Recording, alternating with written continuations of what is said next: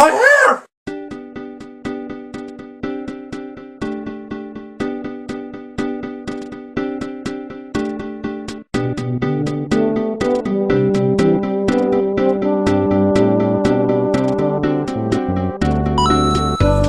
What's up guys, it's Sam Mothership-Q and I'm here to review another game. Today we are going to review Bayonetta for the PS3 and the Xbox 360.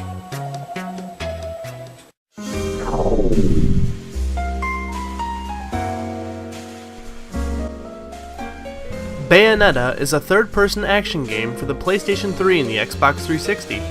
It was published by Sega and developed by Platinum Games, a company well known for titles such as Mad World, Metal Gear Rising: Revengeance, and The Wonderful 101. Developers who created Resident Evil originally spin-offed and inadvertently founded Devil May Cry. The founder of Devil May Cry and his team left Capcom to form Platinum Games and refine the hack-and-slash formula.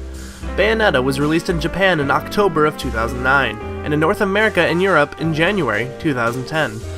Initially, the game was released to critical acclaim both from reviewers and fans. Since then, it has received a major cult following that has fueled both a port and a sequel on Nintendo's Wii U.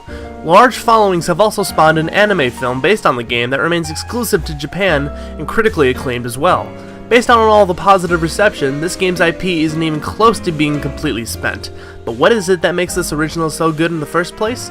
Let's find out.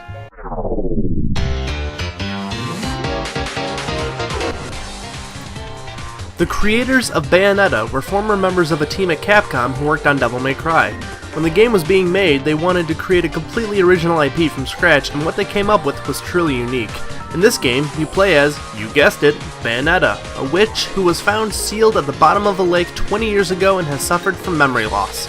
All she knows is that she holds an ancient treasure of an Umbra witch clan from over 500 years ago. Over the course of the game, Bayonetta simply wants to discover who she truly is.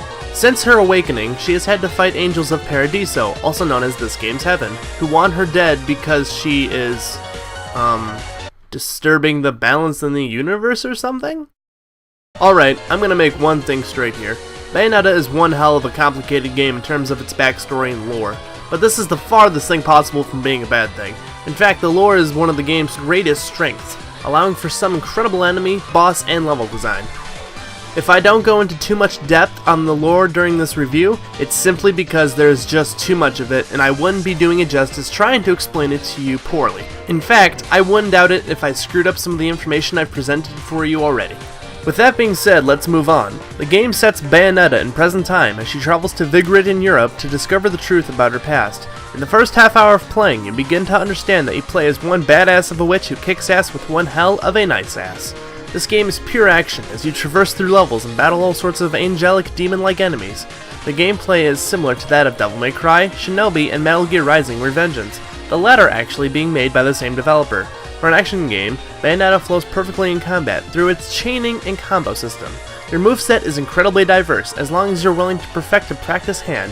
What makes Bayonetta stand out in its combat is its Witch Time ability, an ability that automatically activates as you successfully dodge an incoming enemy attack. For a short time, everything around you slows down and allows you to mercilessly destroy everything around you. If utilized correctly, you can traverse an entire stage without taking any damage, but this takes quite the bit of practice. Speaking of which, this game will be one of the most difficult games you'll ever play as of the last generation. Even with the ability to elegantly dodge and an amazing moveset at your disposal, the game's enemies will give you a run for your money, and you will die an absolute lot. The game makes sure you rely on your quick instincts by giving you a limit on the amount of health items you can carry, and whenever you take damage, it really does feel like punishment and pushes you to do much better when you recover.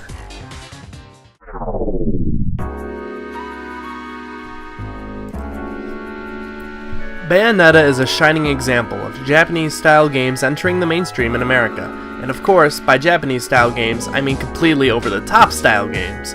From the game's incredible music to the awesome style owned by Bayonetta herself, this game has a lot of original source material to flaunt and strut. I mentioned earlier how the lore was one of the game's biggest strengths. While complementing the lore is the literally godlike bosses that appear every so often, and oh my gosh, the bosses in this game! If I made a top 10 bosses list, half the list would be Audatio from this game alone. The scale for boss battles would be completely revamped for your gaming mind once you're through with this game.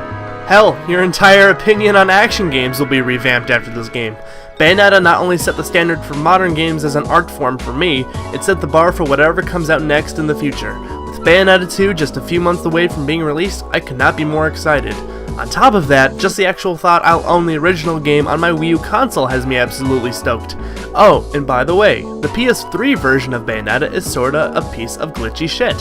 So if you're gonna buy it, buy the 360 version, or the eventual Wii U version. When Bayonetta gets its Wii U port, it will include Nintendo-based costumes and skins, which I simply cannot wait for! Anyway, I've rambled about Bayonetta long enough to you guys. I highly recommend that you guys go at least try it.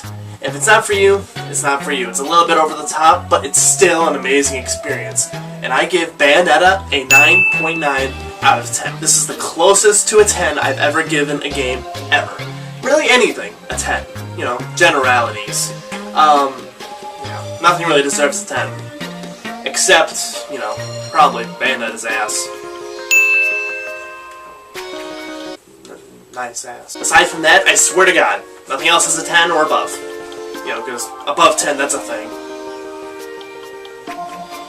Except this hair. You are 11.